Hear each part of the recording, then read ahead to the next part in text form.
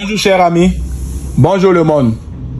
Aujourd'hui pour une nouvelle vidéo en physique, notamment en champ de pesanteur changé, impliquant un mouvement dans un centre d'inertie. Chers amis, sans toutefois tarder, nous allons passer à la lecture. Exercice. Le parcours ci-dessous présente un jeu pour enfants. Ce jeu consiste à faire tomber une bille dans un réceptacle C à partir de plusieurs positions. Vois schéma. Le parcours est constitué d'une piste d'élan grand A, B, raccordée en B à une partie circulaire BO, de centre I et de rayon R. La bille de petite dimension est assimilée à un point matériel. On néglige les forces de frottement et l'action de l'air. 1. La bille est lâchée sans vitesse initiale du point A, situé à une hauteur h égale à 10 mètres par rapport à B. 1.1. Énonce le théorème de l'énergie cinétique. 1.2. Fait l'inventaire des forces extérieures sur la bille entre les points A et O. Les représenter qualitativement. Sur un schéma au point M et M'. On fera apparaître sur le schéma la tangente à la piste en ces points. 1.3. Détermine en appliquant le théorème de l'énergie cinétique 1.3.1 la vitesse VB de la bille au point B. 1.3.2 la vitesse V0 de la bille au point O. Données. R égale à 3 mètres, alpha égale à 60 degrés et G égale à 10 mètres par seconde carré. 2. La bille quitte ensuite la piste en haut avec la vitesse V0 égale à 10,5 mètres par seconde. 2.1. Établit les équations horaires de la trajectoire de la bille dans le repère orthonormé OIJ. 2.3. Déduisant l'équation cartésienne de la trajectoire de la bille. 2.4. Fait l'application numérique. 2.5. Calcule la hauteur maximale appelée la flèche au-dessus de l'axe OI. 3. Le réceptacle est situé au point C, symétrie de haut par rapport à la verticale passant par I. La bille est lâchée à la hauteur H égale à 10 mètres. Montre que la bille ne tombera pas dans le réceptacle C.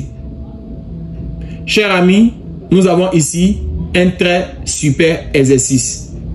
Pour ceux qui ont beaucoup peur des mouvements circulaires, alors ne stressez pas. Nous allons corriger en décortiquant ces différentes étapes. Merci chers amis. Nous allons passer à la correction. Chers amis, après lecture et relecture, nous allons commencer à faire la correction d'un tel sujet. Il s'agit encore d'un champ de pesanteur, mais qui a lieu dans un mouvement dynamique ainsi que le champ de pesanteur présenté. Qu'est-ce qu'il faut savoir, chers amis? Nous allons faire un bref résumé de toutes les informations. Le parcours est constitué d'une piste d'élan AB. Nous voyons l'élément AB. Raccordé en B. À une partie circulaire BO. Nous voyons clairement BO. De centre I. Nous voyons le centre I. Et de rayon R. On sait que là est le rayon. Voici donc le rayon de ce exercice. Alors, IB constitue aussi le rayon. La bille de petite dimension est assimilée à un point matériel. On néglige les forces de frottement. On signifie dans le sujet que les forces de frottement sont négligées. Alors, l'action aussi de l'air est négligée. Donc, M égale à 3 mètres, alpha égale à 60 degrés et G égale à 10 mètres par seconde carré. H égale à 10 mètres et petit h aussi égale à 10 mètres. Chers amis, nous allons sans toutefois tarder passer d'abord à la question 1. Ici, l'on nous dit que l'habit est lâché sans vitesse initiale.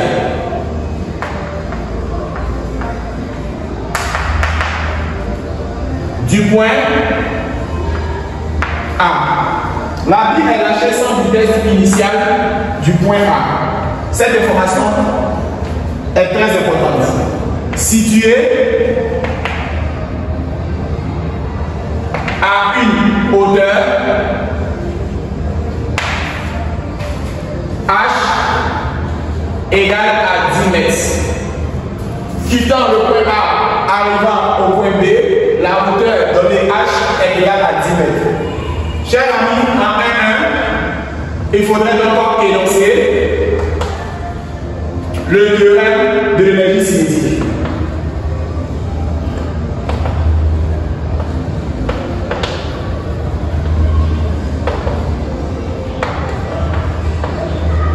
Chers amis, l'on nous demande d'énoncer le théorème de l'énergie cinétique. Qu'appelle-t-on énoncer le théorème de l'énergie cinétique? Dans un référentiel galiléen, la variation de l'énergie cinétique entre deux instants quelconques T1 et T2 ces instants est égale à la somme algébrique des travaux de force extérieure appliqués à ce système.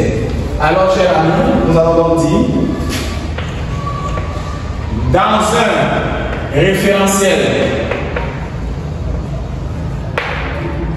supposé galiléen,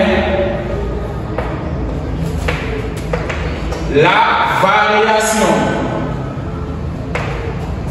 de l'énergie cinétique entre deux points quelconques, soit A et B ces points,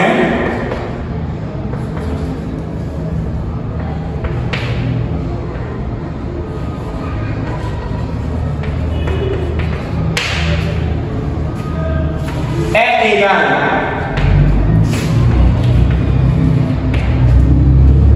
à la somme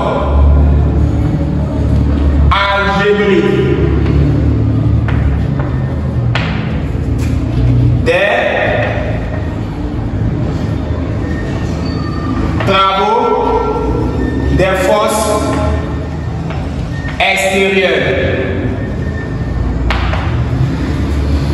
appliquées à ce système. Si le système s'agit de solide, vous dites à ce solide.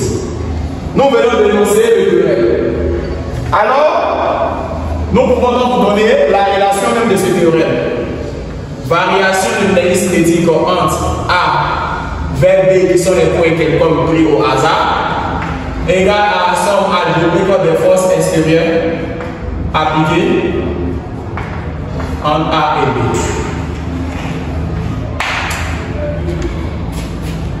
Alors, chers amis, voici ce que l'on appelle énonciation du théorème de l'énergie cinétique.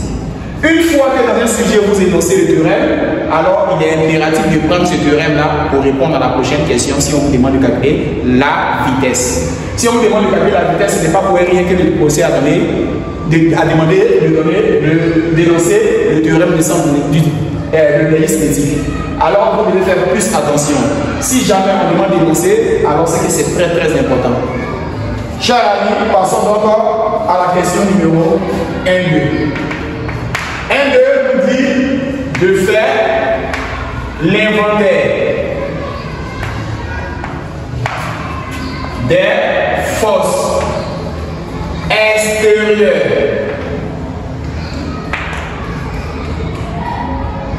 exercées sur la bille entre les points A et O. Chers amis, on nous avertit que l'on représente qualitativement sur les schémas au point N et N'.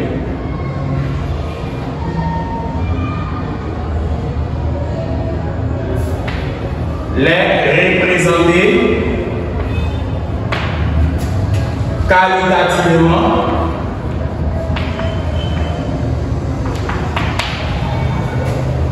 sur un schéma au point R et R'. Et une information capitale, on verra donc apparaître sur le schéma la tangente.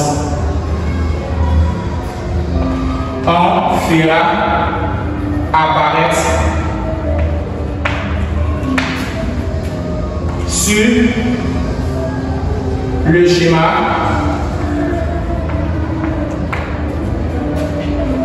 la tangente en ces points. Chers amis, faire l'inventaire des forces extérieures exercées sur la bille entre les points A et O. Les représenter qualitativement sur un schéma au point M et M'. Nous voyons clairement M et M'. Nous allons donc reprendre le tronçon A en passant par B avant d'arriver au point O. Chers amis, pour réussir un tel schéma, il faudra d'abord dans un premier temps faire l'étude dynamique. Système. Il s'agira donc d'une bille considérée comme un point matériel.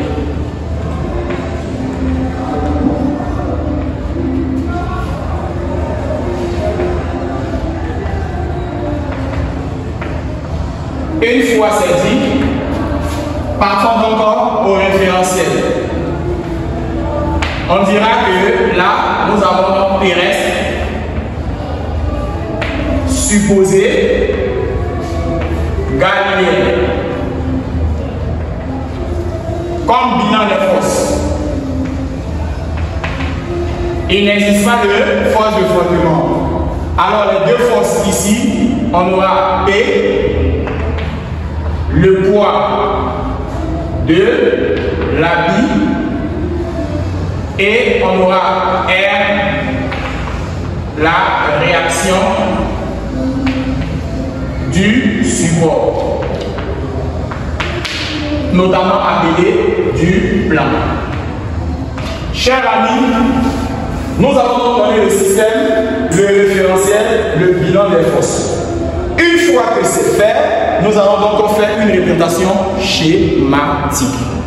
Alors, bilan des forces, le poids de la bille est la réaction du support. Nous allons donc matérialiser le schéma dans le point A au point O. Sur ce, je vous demande de suivre attentivement la suite.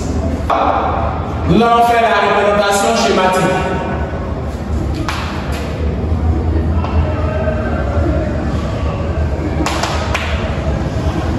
Dans ce cas, chers amis, nous allons donner l'information d'après le sujet. Une fois c'est fait, placez là le point A et placez là le point B. Placez le point O là et placez les deux points R et l'autre M'. Tracez les tangentes.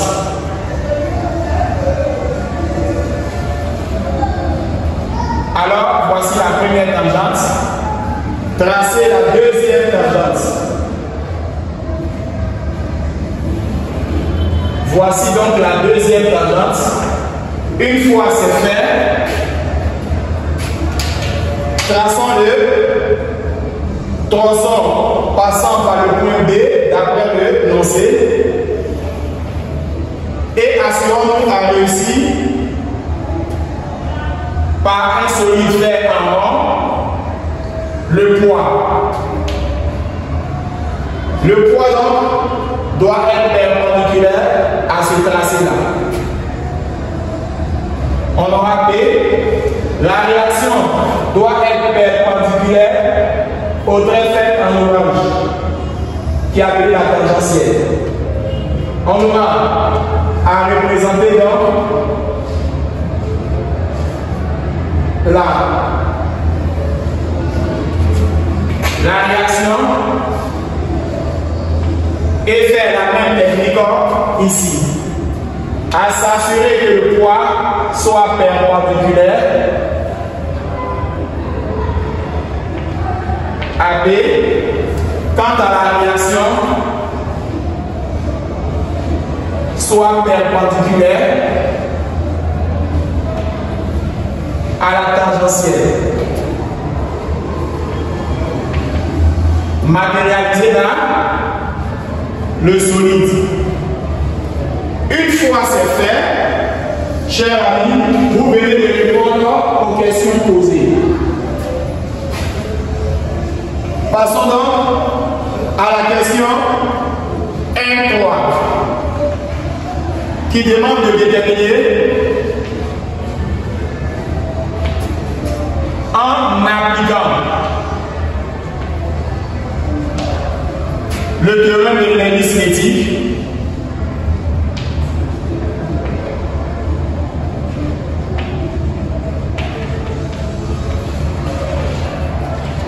la question comme 1, 3, 1, la vitesse VB de la bille au point B.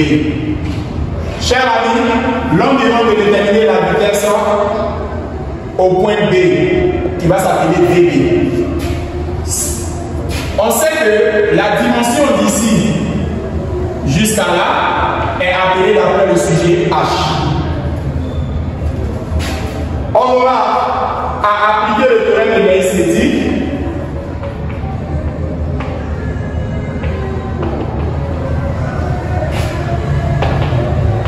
de l'énergie cinétique entre les deux points. Et ces deux points sont A et B. On aura la variation de l'énergie cinétique entre A et B égale à la somme algébrique des travaux des forces extérieures. On aura énergie cinétique du point B moins énergie cinétique du point A égale à travail du poids plus travail de R. On aura comme information énergie cinétique de B égale à 1 demi de M VB carré, énergie cinétique de A égale à 1 demi de M VA carré. Quant à travail du poids, étant donné que le schéma est descendant, travail du poids égale à MGH. Travail de R égale à 0. Et pourquoi? R est perpendiculaire au déplacement.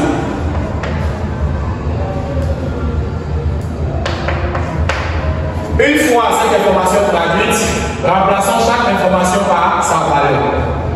1 demi de M VB au carré moins VA au carré égale à MGH. Ici, il n'y a pas lieu de déterminer la hauteur, la hauteur est déjà donnée. Après cette information, M à gauche, M à droite vont se simplifier. On aura 1 demi de VB moins VA au carré égale à GH. On aura à dire que l'on a VB au carré moins VA au carré égale à 2GH. Une fois c'est fait, nous allons tirer VB au carré égale à VA au carré plus 2GH. D'après l'énoncé, nous quittons au point A sans vitesse initiale.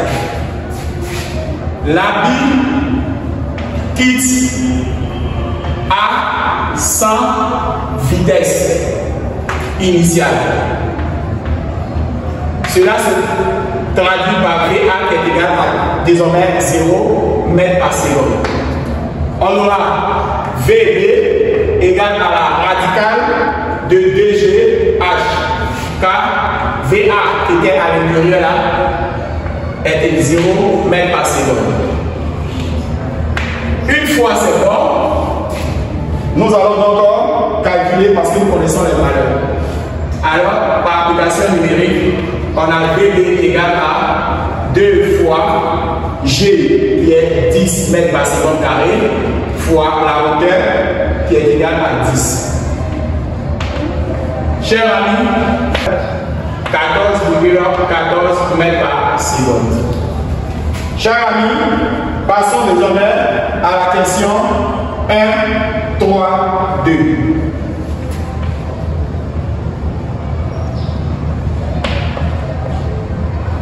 Dans la question 1, 3, 2, nous demande aussi de déterminer la vitesse V0 de la bille au point O.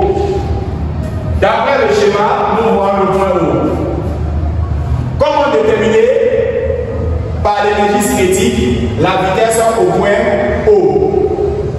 Il est très simple de savoir à partir de cet instant que les différentes informations d'après le sujet sont les suivantes. Ici, nous avons, d'après le schéma là, un point O qui est raccordé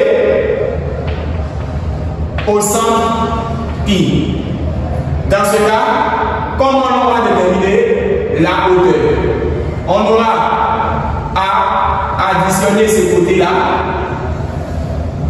à ce côté-là pour trouver tout le parcours qui se trouve là.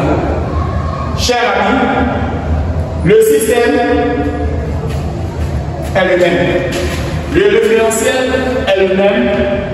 Le bilan de force est le même. Alors, nous allons simplement appliquer le théorème de l'esthéticor entre B et O. Appliquons le théorème de l'énergie cinétique entre B et O. Chers amis, qu'est-ce qu'on doit connaître sur la propriété? La variation de l'énergie cinétique entre B vers O égale à somme algébrique des travaux de force extérieure appliqués à ces solides de B vers O. Chers amis, suivez attentivement, nous allons poursuivre terminer la suite de cette partie. On va souligner que la variation de l'énergie cinétique entre B vers O égale à la somme algébrique des forces extérieures appliquées à ces solides.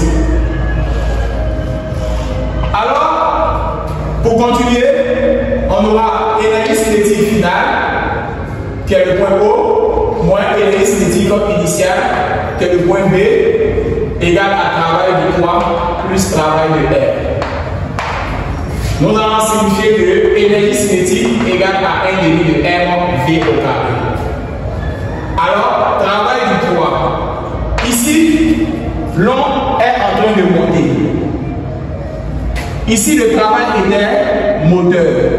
Là, le travail est résistant, car il se résiste à la montée du solide. Alors, lorsque le travail est résistant, travail du poids est égal à moins mgh. Mais quand le travail est moteur, travail du poids est égal à mgh. Lorsque le travail est moteur, travail du poids est égal à mgh. Quand le travail est résistant, travail du poids est égal à moins mgh. Chers amis, on aura donc à savoir que ici, on aura moins mgh. Ici, comme on a déjà appelé H auparavant, nous allons appeler ça H'. En noir, travail de R égale à 0, car R est perpendiculaire à la tangentielle. On aura à écrire 1 demi de N V0 au carré moins VD au carré égale travail du poids étant donné que c'est résistant, on aura moins MG HP. Une fois c'est fait, nous allons donc avoir V0 au carré moins VD au carré égale à moins 2 GHP, car il y a une simplification des M. Une fois c'est bon, on aura donc à déterminer HP.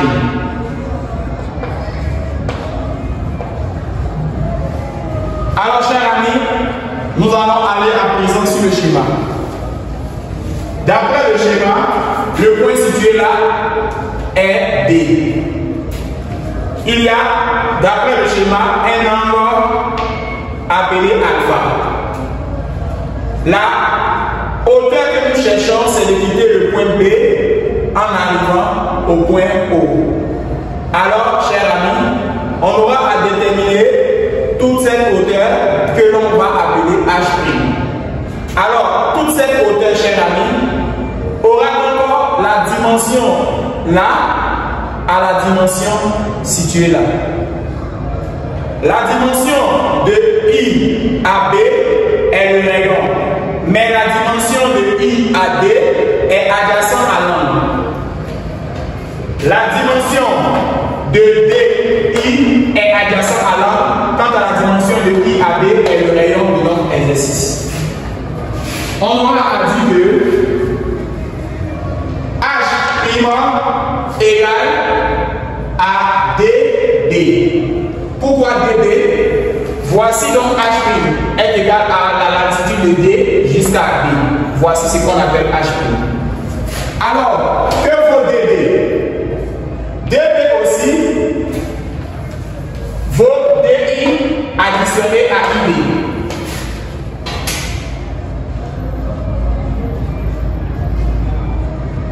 Alors, chers amis, comment un angle vis-à-vis de DI? L'angle alpha est adjacent à DI. Alors, on aura à dire, considérons le triangle DIO rectangle en D. On aura comme côté adjacent à utiliser le cosinus parce que le côté adjacent, cosinus alpha est égal à côté adjacent DI sur l'hypoténuse I. L'hypoténuse I représente donc le rayon. Dans ce cas-là, cosinus alpha égale à DI et IO. Excusez-moi, IO représente donc le rayon. Sur IO, avec IO qui représente le rayon, nous voyons bien I à O. Chers amis, on aura cosinus alpha égale à DI sur le rayon. DI égale à R cosinus alpha. Nous connaissons cette valeur. On aura à dire que H' étant égal à DI complété à ID, que vaut donc DI? DI vaut R cosinus alpha additionné à ID. ID représente donc le rayon. Dans ce cas, on a H égale à R en facteur commun, cosinus alpha plus 1. Alors, une fois c'est fait, nous allons poursuivre en disant V O au carré moins VB au carré égale à moins 2G et remplacer notre H' par un facteur de cosinus sur alpha plus 1. Nous allons donc tirer VO. On a VB étant soustrait là, va passer là, il y a donc addition. Moins 2G, R facteur de cosinus alpha plus 1. Dans ce cas, nous allons tirer VO. Radical de VB au carré moins 2G, R facteur de cosinus sur alpha plus 1. Nous allons donc remplacer VB par sa valeur déterminée auparavant dans l'application numérique. On aura donc 14,14 qu'on a trouvé auparavant, moins 2 fois 10 fois le rayon. Le rayon est de 3 mètres fois cosinus de notre angle qui fait 60 degrés additionné à 1. Notre V0 égale à 10,50 mètres par seconde en environ. Du moins, l'on a trouvé 10,48. C'est ce qui donne 10,50 si l'on veut faire en mode arrondi en excès.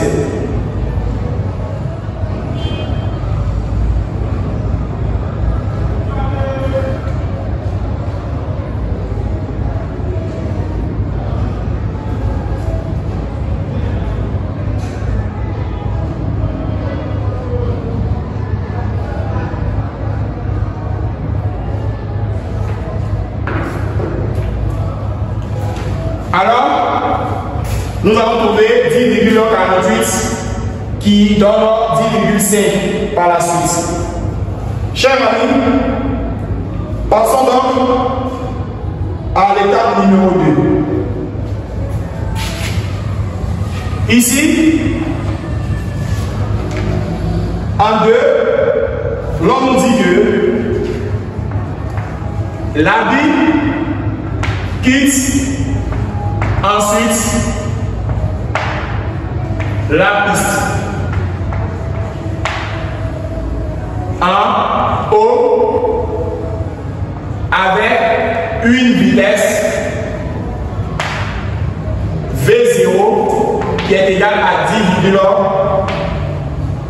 10,5 mètres par seconde. Chers amis, à présent là, l'on nous demande en la question 2.1 d'établir les équations horaires de la trajectoire de la bille dans le repère orthonormé OIJ. Établissons l'équation horaire de la trajectoire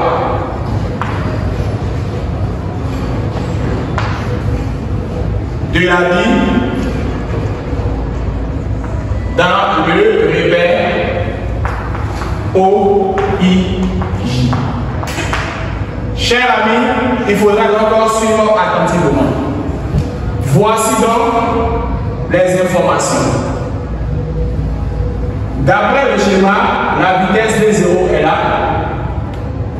D'après le schéma, nous avons Y là, car on agit ici. Et là, nous avons donc I situé là. Le sens positif se déroule vers le haut et aussi vers l'axe situé là. Il s'agit donc de la présence de I qui signifie que là est appelé X. Nous avons dans le sujet l'angle appelé alpha. L'on demande d'établir l'équation cartésienne de la trajectoire. Pour ce faire, nous allons déterminer l'équation horaire. Pour déterminer l'équation horaire, dans un premier temps, il faut reprendre l'étude dynamique. Imposer, il faut impérativement reprendre l'étude dynamique.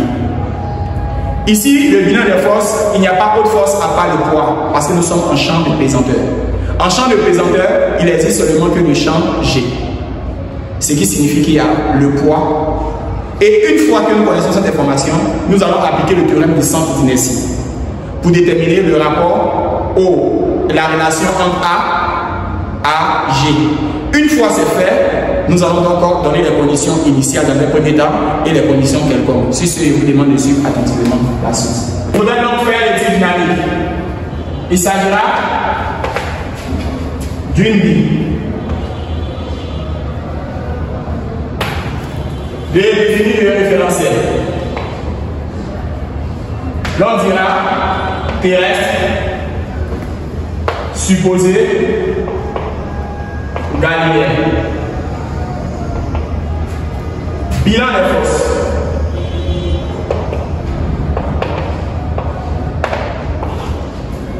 On donnera comme information le poids de la vie. Chers amis, on a changé, il n'y a pas de force à part le poids. À présent, nous allons appliquer le théorème du centre d'inertie. Après avoir fini de définir le bilan des forces, il faut appliquer le théorème du centre d'inertie. Qu'est-ce que ce théorème nous dit? Somme vectorielle des forces extérieures appliquées à ce cylindre est égale au produit de la masse par le vecteur accélération de son centre d'inertie G. Quelles sont les forces, chers amis? On a le poids qui est égal à MAG. Du coup, le poids est égal à MG quant à MAG. Après simplification de M de part et d'autre, on a G qui est égal à AG. Ou du moins, si on peut faire disparaître G, on a A égale à G. Ou simplement A donnera G, qui est une constante. Après avoir déterminé la valeur de l'accélération, il faudra donc déterminer les conditions. Alors, il s'agira d'une équation horaire. AD égale à 0 secondes est appelée condition initiale. Dans ce cas, chers amis, nous avons la vitesse V0 là. On aura comme information V0. V0 ira sur la des X et V0 ira sur la des Y. Chers amis, pour la projection, il faudrait donc projeter de telle à tomber sur la des X. Une fois tombé sur la des X, nous allons appeler V0 qui est tombé sur la des X. Ce côté où c'est tombé, je vais faire en orange. Et l'autre côté, je fais la projection. Là, V0 tombera sur l'axe des Y. L'angle alterne, son interne se placera là. La projection de V0 sur l'axe des X, on remarque que X est normal. Le sens positif est là. À aucun moment, il doit avoir l'apparition d'une soustraction. C'est déjà bon. Lorsque vous projetez V0 qui tombe sur l'axe des X, on aura V0 qui est tombé sur l'axe des X ici. Comment est-ce que le côté fait en orange vis-à-vis de l'angle? Le côté fait en orange est adjacent à l'angle. Alors, l'on dira que là, on verra V0. Étant donné que nous avons dit que c'est adjacent, on utilise cosinus pour l'information adjacente et on utilise sinus pour l'information opposée. Alors, une fois que V0 est cosinus alpha ici, automatiquement, la projection de V0 ici tombe sur l'axe des Y. Comme est le trait fait en bleu vis-à-vis de son angle, le trait fait en bleu est opposé à l'angle. On aura encore V0 et là, sinus alpha. Une fois c'est fait, nous allons passer donc à OG 0. On aura X0, Y0. Le point de départ est le point haut. À aucun moment, nous avons une distance par le bas comme par le haut. On aura comme valeur 0 et 0. À des différents de 0. On aura donc la condition quelconque. Alors, chers amis, on aura donc à utiliser comme information la suivante.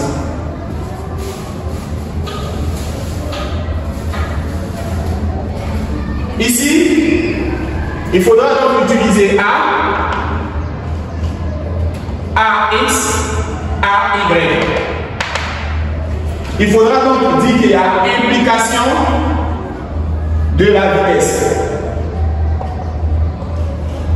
Vx, Vy. Grâce à la propriété suivante. V de t égale à AT plus V0. C'est cette propriété que nous allons prendre pour remplir. Il y a aussi implication de la position. On constate qu'il n'y a plus l'indice 0. Ici, on aura X et là, on aura Y. Ici, pour remplir, il faudra donc utiliser OG égale à 1 demi de AT carré plus V0T plus OG0. Chers amis, remplissons donc le premier. Comment est A sur l'axe des X? Nous allons chercher d'abord la valeur de A. Nous allons placer sur le schéma le champ G, ainsi que le poids P. Comment est G vis-à-vis de l'axe des X? G a le même sens dans un premier temps que P, parce que le poids descend toujours, donc G descend toujours. Une fois c'est fait, G est perpendiculaire à l'axe des X. G descend, X est perpendiculaire à l'axe des G. Dans ce cas, on aura comme valeur 0. Comment est G vis-à-vis de Y? Y va vers le haut, G descend. Y va vers le haut, G descend. Les deux sont de sens opposés. On aura encore moins G. Pour calculer la vitesse Vx et Vy, il faudra donc utiliser cette propriété-là. On aura dans un premier temps Vx qui serait donc égal à AXT plus V0x. Quant à Vy, on aura AYT plus V0y. Prenons cette information pour remplir. Comment s'appelle AX? AX s'appelle 0. 0 fois T donnera 0. Comment s'appelle V0 sur la des X? V0 sur la des X donnera encore V0 cosinus alpha. Alors, comment s'appelle A sur la des Y? A sur la des Y s'appelle moins G. On aura donc là moins G qui serait multiplié par T. Une fois c'est fait, plus V0 sur Y. V0 sur Y égale à V0 sinus alpha. Partons sur OG. Dans ce cas, on aura X égale à 1 demi de AXT carré plus V0x T plus X0. Quant à Y égale à 1 demi de AYT carré plus V0 YT plus Y0.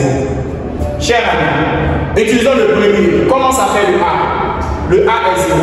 1 demi fois 0 fait 0. 0 fois T fait 0. Donc nous savons donc 0. Comment s'appelle V0? V0 s'appelle V0 cosinus alpha et nous allons mettre un T. Comment s'appelle A sur la des Y? Moins G. Avec la propriété de 1 demi, on aura donc moins 1 demi de G T carré. Comment s'appelle la vitesse V? La vitesse V porte le nom de V0 sinus. Après cette information, n'oubliez pas de mettre un T. Une fois c'est fait, nous allons donc dire que les équations auraient paramétriques sont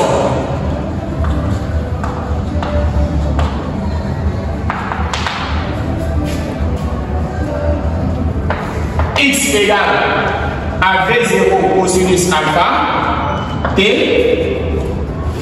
et Y égale moins 1 demi de GT carré plus V0 sinus alpha le tout T.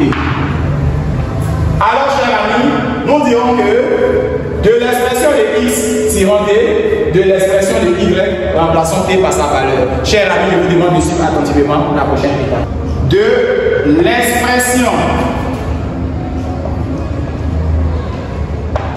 2x tirant t.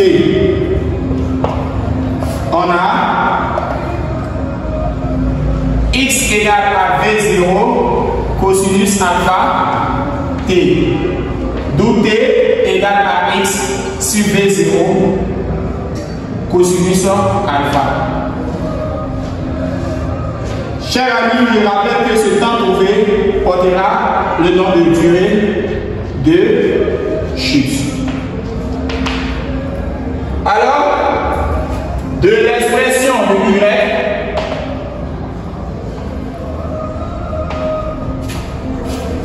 remplaçons T par sa valeur. On aura donc x sur V0 cosinus alpha. On obtient y égale à moins 1 demi de g et remplaçons tous les b par x sur V0 cosinus alpha. Une fois c'est fait, élevé au carré, additionner à V0 sinus alpha multiplié par x sur V0 cosinus alpha. On aura y égale moins g sur V0 prend le carré, cosinus prend le carré, x prend le carré. Ici on aura 2 V0 au carré, cosinus carré alpha, x au carré, plus V0 simplifie V0 sinus sur cosinus.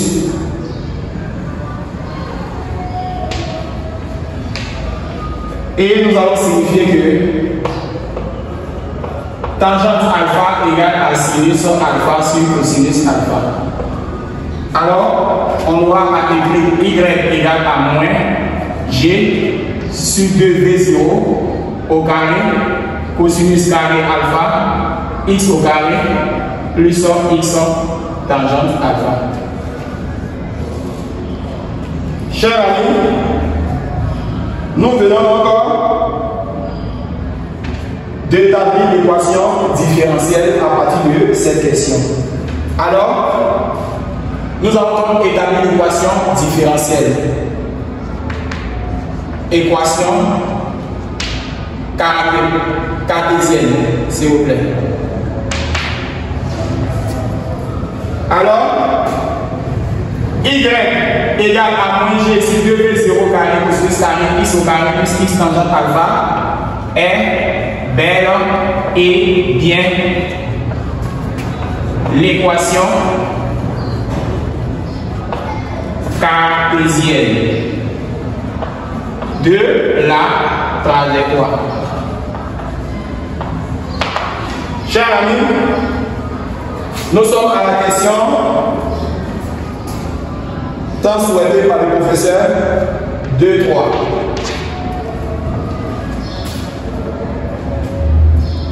Nous allons répondre à l'application numérique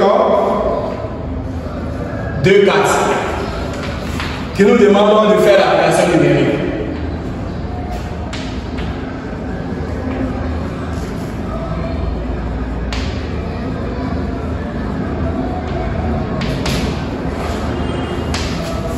Il suffit ici de remplacer tous les termes par leur valeur. On aura y égale dans un premier temps à moins g d'abord sur 2v0 au carré cosinus carré alpha x au carré plus x tangente alpha. Si nous remplaçons tous les termes par leur valeur, on aura y égale à moins 10 sur 2 fois 10,5 élevé au carré fois cosinus 60 au carré x au carré plus x fois tangente 60. On aura, ok, nous trouvons moins 0,18. x au carré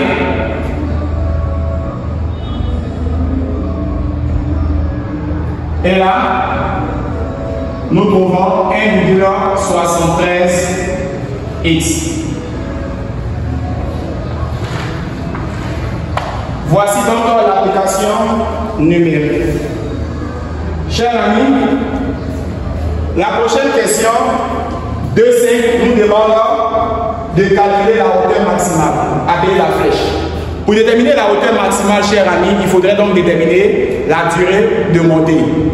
Une fois que vous trouvez la durée de montée, vous remplacez la durée de montée dans l'équation qui se trouvait proche de x de t. Alors, une fois que c'est fait, alors cette expression deviendra hauteur maximale. Donc, chers amis, il faudra dans un premier temps déterminer la durée de chiffre R de montée. Alors, en 2,5, on aura à calculer la hauteur maximale.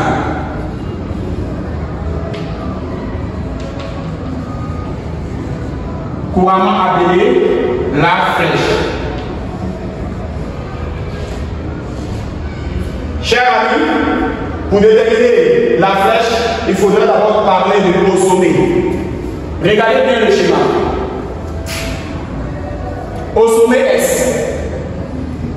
qu'est-ce que nous allons constater?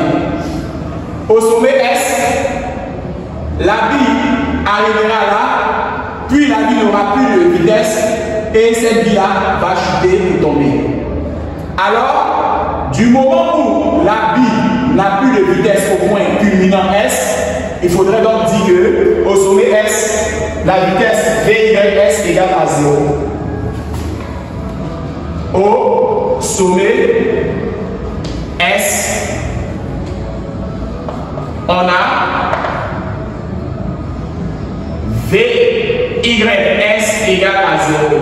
Si VYS égale à 0, nous allons prendre votre équation où vous avez trouvé VY et poser que cette condition est égale à 0.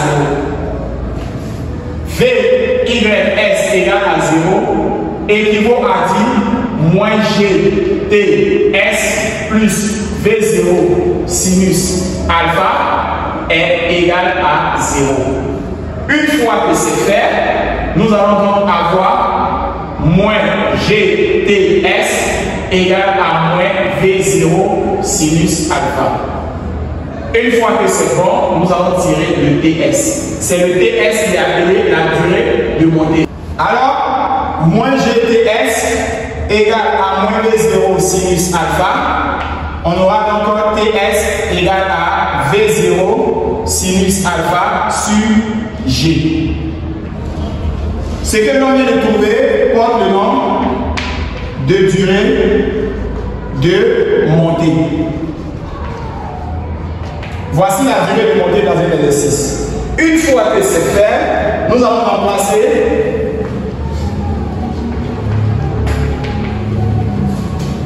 TS dans Y. On obtient YS appelé hauteur maximale. Dans ce cas-là, nous allons appeler Y égale à moins 1,5 de GT au carré plus V0 sinus alpha T. Désormais, mettez TS à la place de T. On aura donc YS égale à moins 1,5 de GTS au carré plus V0 sinus alpha TS. Nous allons remplacer TS par son expression. On aura YS égale à moins 1,5 de G. Remplacer TS par son expression V0 sinus alpha sur G.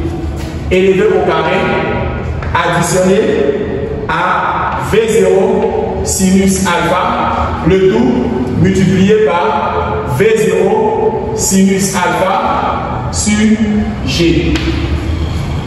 Alors, on aura YS égale moins G sur 2 et V0 va prendre le carré et là, sinus carré alpha sur G au carré.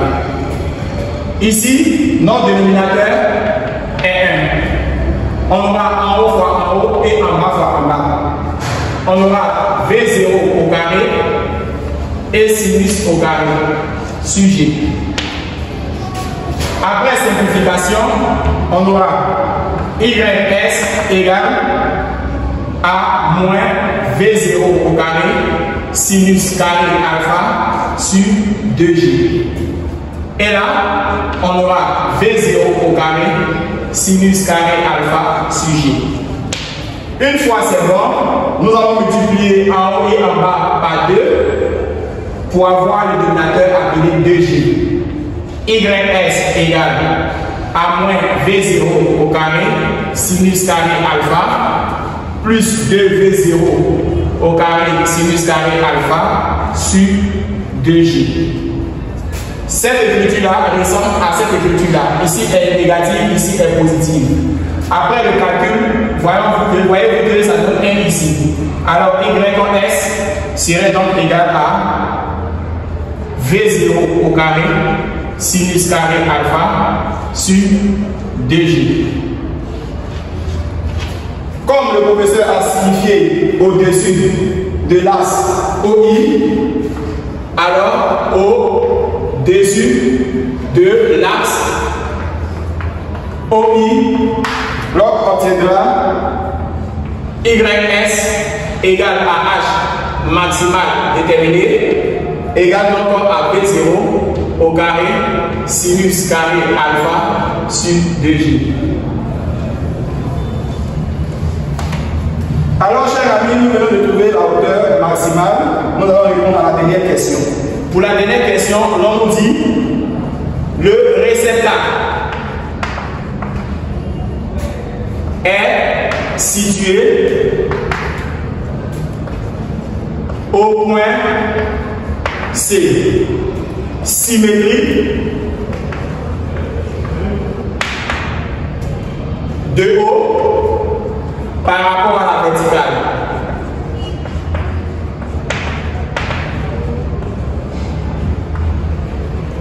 Passant par I.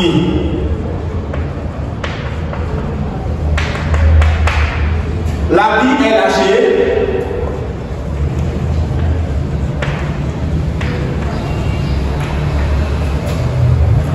à la hauteur grand H égale à 10 mètres.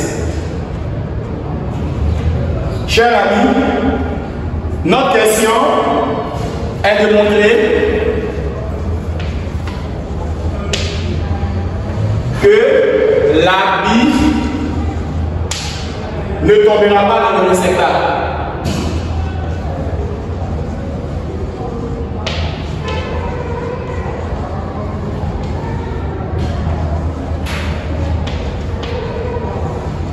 Les mots les plus importants dans le sujet sont le réceptacle est situé au point C. Symétrie de haut par rapport à la verticale passant par I. Ces différentes informations sont le réceptacle est situé au point C, symétrie de haut par rapport à la verticale. Il faut donc connaître les propriétés de symétrie. Alors cette question nous dit montrer que la bille ne tombera pas dans le réceptacle. Chers amis, voici le réceptacle situé au point C. On nous dit ici que le réceptacle est situé au point C, symétrie de haut par rapport à la verticale passant par I. Ça sous-entend que DI coupe CO en deux parties égales. Dans ce cas, si la bille tombe dans le réceptacle, il faudra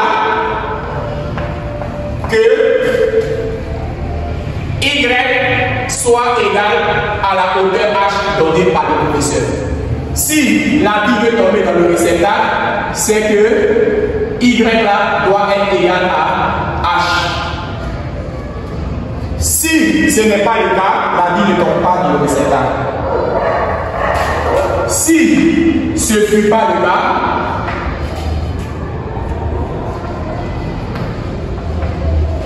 alors la bille ne tombera pas dans le réceptacle.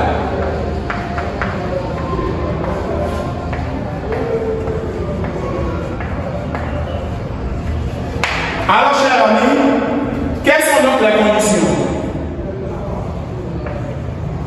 Les conditions sont C aura comme coordonnées XC et YC. C pour le réceptacle. XC est égal à CO. XC égale encore à CO. Étant donné que l'on parle de symétrie par rapport à une droite, chers amis, on remarque que la droite est appelée DI et le segment CO. CO est donc divisé en deux parties égales, ce qui signifie que CO égale à 2 fois DO. YC doit être égal à H si le réceptacle, si la bille tombe dans le réceptacle. Si YC est égal à H, automatiquement, la bille tombe dans le réceptacle.